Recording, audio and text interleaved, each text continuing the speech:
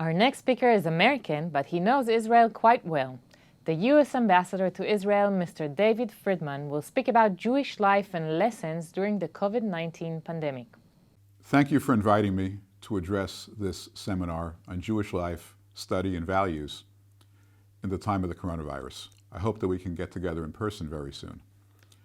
The coronavirus is, first and foremost, a deadly plague that has visited tragic losses upon the world community, including the Jewish world.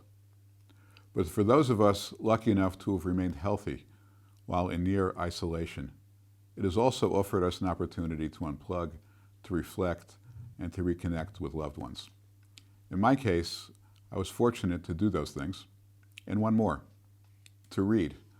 I read like I had not done since the days that I was in college, mostly historical biographies of Jewish names that I admire. And the more I read, the more I realized how much more there is to learn and how important Jewish study is to the continuity of Jewish life. I worry about the continuity of Jewish life in the diaspora, somewhat less so in Israel. The Jewish state, while not without issues, is growing. Both religious and secular institutions are thriving. Basic Jewish education is available to all, and there is little risk of assimilation. The same cannot be said for the diaspora. From a quantitative perspective, the prospects of Jewish continuity in the diaspora are not good. The numbers alone are daunting. In 1941, there were 18 million Jews in the world. By 1945, there were only 12 million, and most of the greatest Jewish institutions of learning had been destroyed. Today, there are only about 15 million Jews in the world.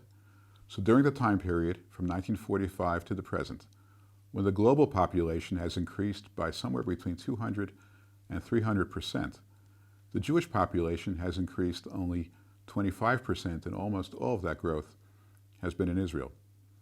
The world population is growing 8 to 10 times faster than the world Jewish community. As we have now all become experts from the coronavirus in the concept of exponential growth and exponential reduction, I don't need to tell you where this trend is leading.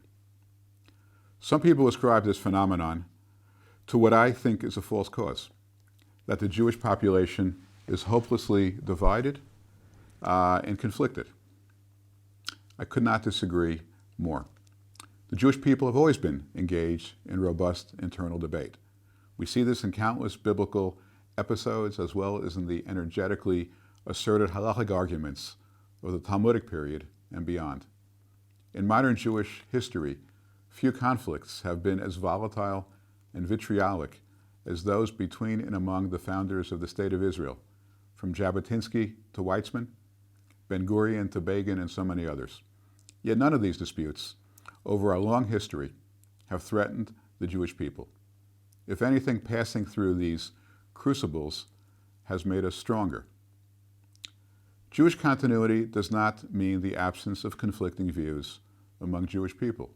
In many cases, those conflicting positions have produced strength rather than weakness.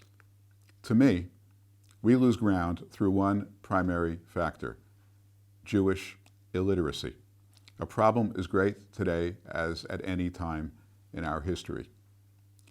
As I read book after book over the last 2 months, I recognize this more and more. The Passover Haggadah provides an important insight into my point. You're all familiar with the parable of the 4 sons, ranked from highest to lowest in terms of their value to the community. The first son, no surprise, is the wise one. But then it gets interesting. Number 2 in the ranking is the wicked son. Number 3 is the simpleton. And number 4 is the one who is illiterate. He doesn't even have the skill to ask a question. She'eino yodea lish'ol.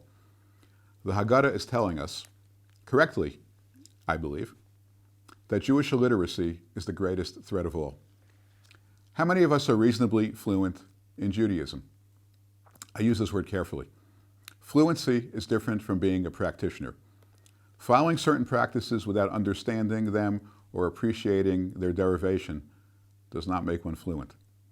Similarly, Defining Judaism solely in terms of doing things that are morally just or helpful to others may make one an outstanding human being, but also adds nothing to one's fluency. Let's face it, Jews do not have a monopoly on acts of charity, kindness, or social justice. We all know many non-Jews who are as fine and admirable people as one could be. Regardless of how we believe or worship or observe our Judaism, what makes that practice uniquely Jewish and likely to continue and grow is our ability to place ourselves on a 3,500-year continuum, an unbroken chain beginning in ancient times that remains not just relevant, but even more critical today than ever before as we struggle to find meaning in a complicated world. To achieve that, we must understand our past, our heritage, and our legacy. We must be fluent in Judaism.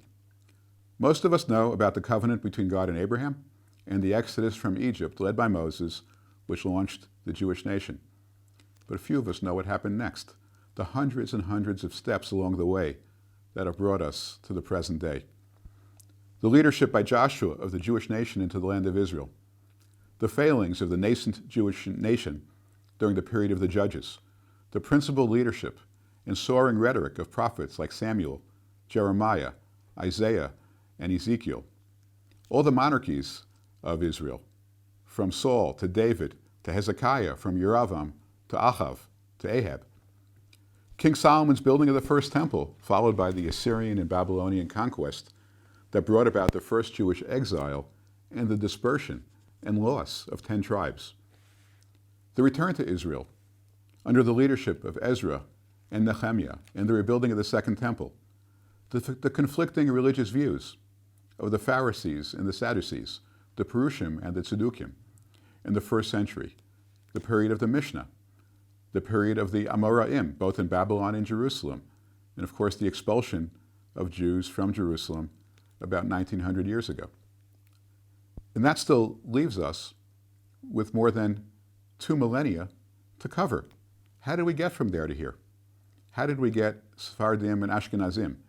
How did we transition from animal sacrifices to prayer? Where did all our prayers and practices come from? And how about the state of Israel, the most critical factor in terms of Jewish growth and continuity? What were the conflicting views of Zionism, and were they actualized or not, and why not? How does Israel reconcile being both a religion and the only Jewish state, something no other religion needs to grapple with? And how does a nation balance democracy and freedom of religion with a national faith? How many Jews, especially in the diaspora, are studying these fascinating and critical issues? Clearly not enough. It is an imperative for the future of the Jewish people, especially outside the state of Israel. I've often heard the complaint for more than a generation that Jewish education is a mile wide and an inch deep. We can no longer afford that condition if Jewish life is to remain vibrant in the diaspora. My father, a practicing rabbi for 2 generations, used to say that you can't have Judaism without Jews. Judaism cannot be relegated to a museum. It requires a thriving, engaged, and educated community. I'm now 3 years into my term as the United States Ambassador to Israel. I've not been shy in expressing my views. Many smart and committed people also have not been shy about disagreeing with me. That is fine. It is good. It is healthy, and I welcome it. We can survive and even flourish from robust differences of opinion among people who are committed to the continuity of Jewish life. What we cannot afford is a growing population of she'eno yodea lish'ol, those who are illiterate about Judaism. As we approach the festival of Shavuot and commemorate the giving of the law at Mount Sinai, I hope we can all dedicate ourselves to recharging our own Jewish education and sharing our learning with many, many, many others. Thank you, and Chag Sameach.